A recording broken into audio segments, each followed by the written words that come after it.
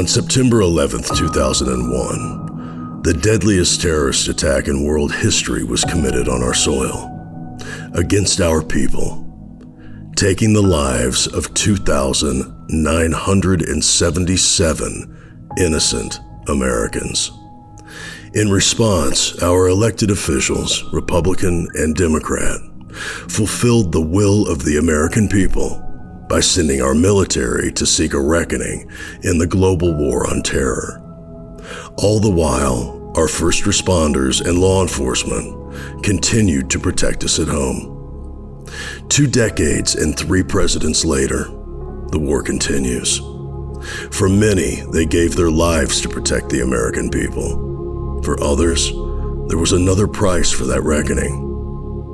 This is their story.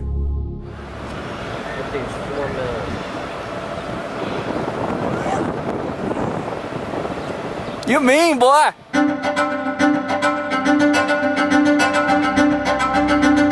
Hey, Jimmy!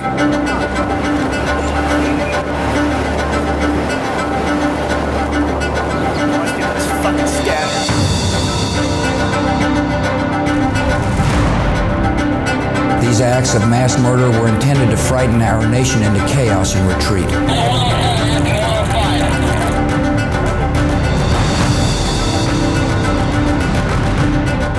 I've always wanted to be in the military.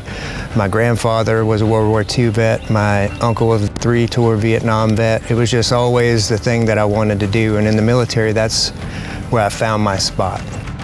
I did 12 deployments, had 40 months total time in combat. They've been broken by one thing or another, and they have fallen under the sway of addiction. The man that cooked meth with me is serving 99 years without the possibility of parole.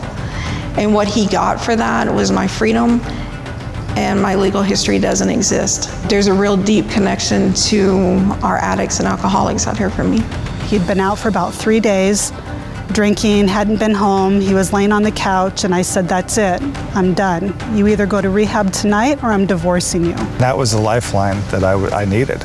Because little did she know, prior to that, I was sitting in my bathtub with my rifle, ready to end my life. Oh, there he is. Put it down! Put it down! And working with our warriors and first responders, they are highly trained and skilled to put things aside and to do their job and to focus on what's in front of them. And so when a traumatic situation happens for them, the way that sometimes they deal with it is they keep going and they don't think about themselves. Get down, Cam, get down! You are asked if anything you saw on this deployment is bothering you, if you're seeing things. And of course, everybody says no, because you want to go home on leave. You want to go see your family. You want to go see your kids, your wife, whatever it is, you want to go home.